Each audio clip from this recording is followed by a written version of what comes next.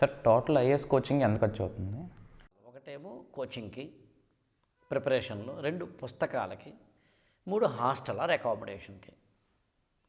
హైదరాబాద్కి వచ్చి కోచింగ్ తీసుకుంటే ఆ స్టూడెంట్కి హైదరాబాద్లో నాకు తెలిసి కోచింగ్ సెంటర్లలో ఆన్ అన్ యావరేజ్ 1 lakh నుంచి 1.5 వరకు ఉంది జనరల్ స్టడీస్కి. కొంతవరకు ఆప్షన్ కలిపి అనుకోవచ్చు కాస్త అటు ఇటుగా. అంటే 1,00,000-1,50,000 ఖర్చు అవుతుంది వన్ ఇయర్కి. తర్వాత కోచింగ్ తీసుకోవాల్సిన అవసరం లేదు. ఇది ఒక కేటగిరీ. హాస్టల్లో హైదరాబాద్లో ఉండడానికి అయ్యే ఖర్చు నాకు తెలిసి నెలకి ఒక 7-8 వేలు. పుస్తకాలకి ఎక్కడైనా హైదరాబాద్లో ఉన్నా, ఆదిలాబాద్లో ఉన్నా, కోచింగ్ తీసుకుంటున్నా, తీసుకోబోతున్నా కూడా పుస్తకాలకు అయ్యే ఖర్చు మాత్రం ఖచ్చితంగా ఒక 20,000 ఉంటుంది.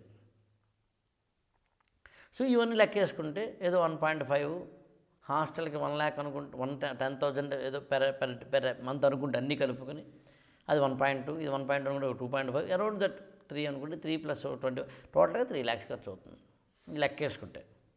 ఢిల్లీ దీనికి రెట్టింపు అవుతుంది అంతే. ఢిల్లీ కనుక కోచింగ్ వెళ్తే రెట్టింపు అవుతుంది. Simple logic.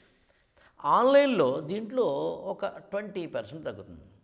ముఖ్యంగా ఆన్లైన్లో తగ్గేది ఏంటి? హాస్టల్ ఖర్చు తగ్గుతుంది, అంటే అకామిడేషన్ అంటాం కదా, అక్కడికి 1.2 అనేది తగ్గిపోతుంది. అలాగే ఆన్లైన్లో మీకు ఒక అడ్వాంటేజ్ ఏంటి? ఎంత కాదనుకున్నా కోచింగ్ వాళ్ళు కూడా ఆన్లైన్ కోచింగ్ అనేసరికి ₹1 తగ్గించే సాధారణంగా ఉంటుంది ఆఫ్లైన్తో పోల్చుకుంటే. సో అందుకని ఆన్లైన్లో మనకి సరిపోతుంది.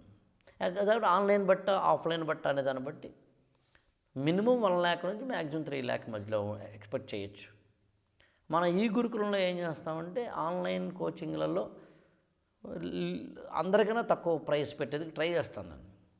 సరే అఫ్కోర్స్ నేను ఫీజు దగ్గర తక్కువ అనే దానికన్నా రీజనబుల్ అంటాను నేను నిజానికి యాక్చువల్గా క్వాలిటీ ఇవ్వాలి అని అనుకున్నప్పుడు దాని తగ్గట్టుగానే ఉంటుంది ఫీజు. బట్ ఉన్నంతలో నేను మాట్లాడుతుంది ఇక్కడ టెక్నాలజీ పాయింట్ ఆఫ్ వ్యూలో.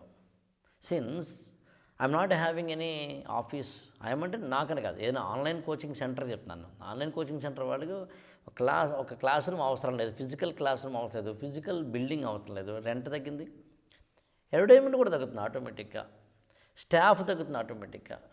ఇవన్నీ లెస్ ఎక్స్పెండిచర్ అయినప్పుడు ఎవరైనా ప్రాఫిట్ అంటే 200% వేసుకోరు కదా, అందుకని సరిపోతుంది. నేనైతే ఏమంటానంటే కోవిడ్లు ఇలాంటివి వచ్చిన సందర్భాల్లో ఆన్లైన్కి వెళ్ళండి అబ్బా. ఇవాళ ఒక్క మొబైల్ ఫోన్ ఉంటే ఇవాళ మనం ఒక యాప్ ద్వారా మొబైల్ ద్వారా మనం అందిస్తూ ఉంటాం అన్ని రకాలుగా. అందుకే నాకు తెలిసినంతవరకు సరిపోతుంది. నేనైతే ఆన్లైన్ కోచింగ్ బెస్ట్, అందులో ఈ గురుకులం మరీ బెస్ట్. ఎందుకు? ఈ గురుకులంలో నేను ఏం చేస్తాను, 3 పాయింట్స్ చాలా కాన్సెప్ట్ ఇస్తాను. మీకు కాన్సెప్ట్ ఇవ్వడం, మెటీరియల్ ఇస్తాను, కాన్సెప్ట్ ఇస్తాను, క్లాసెస్ ఇస్తాను. 2 ఎప్పటికప్పుడు యూపీఎస్సీ ఓరియంటేషన్, దాన్ని మీరు అడిగినట్టు యూపీఎస్సీ మోడ్, యూపీఎస్సీ ఓరియంటేషన్ ఇస్తాను. 3 అవైలబిలిటీ టు ద స్టూడెంట్స్. నాకు ఎప్పుడూ కూడా 24/7 స్టూడెంట్స్ స్టార్ట్ చేస్తూ ఉంటారు. వాళ్ళు ఏమడిగినా నేను సమాధానం చెప్పేందుకు వీలుగా రెడీగా ఉంటాను. కొంతమంది ఏవో అనవసరమైన కూడా అడుగుతూ ఉంటాను, నేను కాదన్న, కానీ స్టూడెంట్ అంటే ఇంకా వాళ్ళ దృష్టిలో అవసరమే కదా. అందుకే ఎన్సీఆర్టీ ఎలా చదవాలి అంటే నేను మాట్లాడితే జాయిన్ అయిన స్టూడెంట్స్, జాయిన్ కాని స్టూడెంట్స్కి నేను ఎప్పుడు సమాధానం చెప్పలేం. మీకు తెలుసును కదా, ఎవరు ఎప్పుడు ఏం క్వశ్చన్ అడుగుతారో మనకేం తెలుసును, ఇది కౌన్సిలింగ్ కోసం కాదు కదా. అందుకని ఈ 3 ఉన్నాయి కాబట్టి ఈ గురుకులాన్ని అలా డిజైన్ చేయడం జరిగిందన్నమాట. దాని ప్రకారం ఖర్చులు చూసుకోవచ్చు.